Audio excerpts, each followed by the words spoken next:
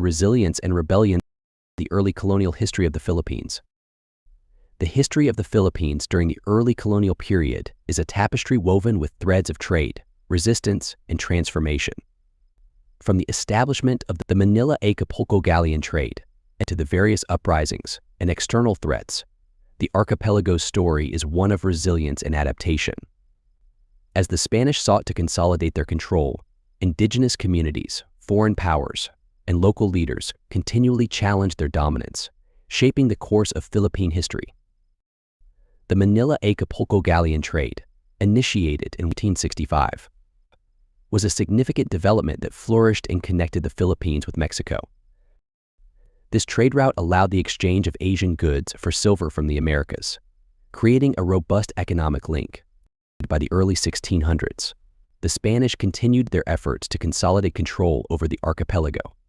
Manila, established as the colonial capital in 1571, had become a vital trade hub, playing a central role in the region's economic activities.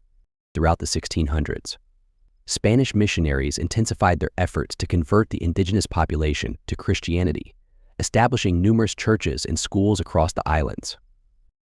However, the southern Philippines, particularly the Nao and the Sulu archipelago, experienced regular conflicts between Spanish forces and Moro Muslim groups.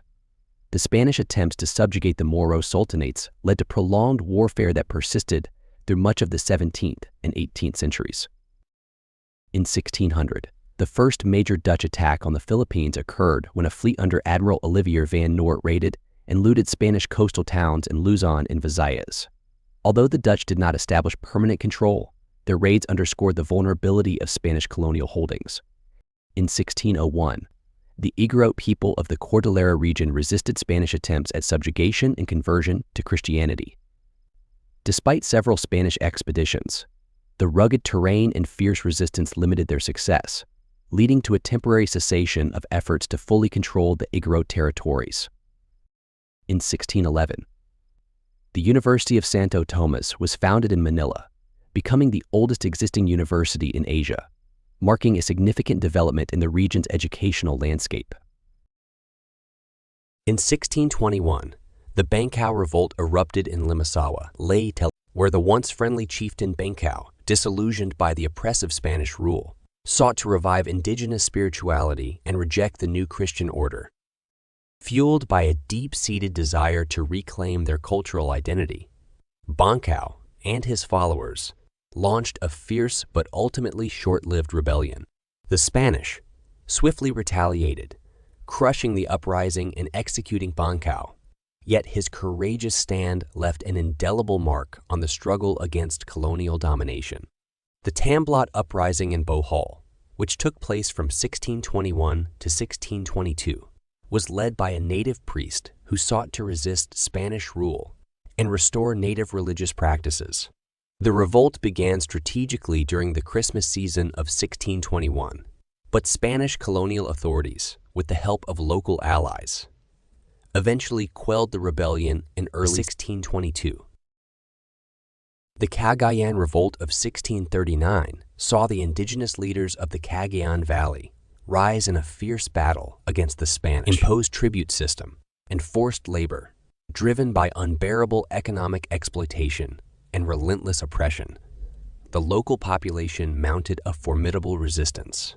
The revolt, characterized by coordinated attacks and intense skirmishes, was eventually suppressed by Spanish military might. Nevertheless, the Cagayan Revolt underscored the deep-rooted grievances and unyielding spirit of the Filipino people against colonial rule. Between 1646 and 1648, the second significant Dutch incursion occurred during the 80 Years' War. Dutch Admiral Mart Geertsteun Vries led attacks on Spanish-held territories, including Cebu and Manila, aiming to seize resources and challenge Spanish dominance.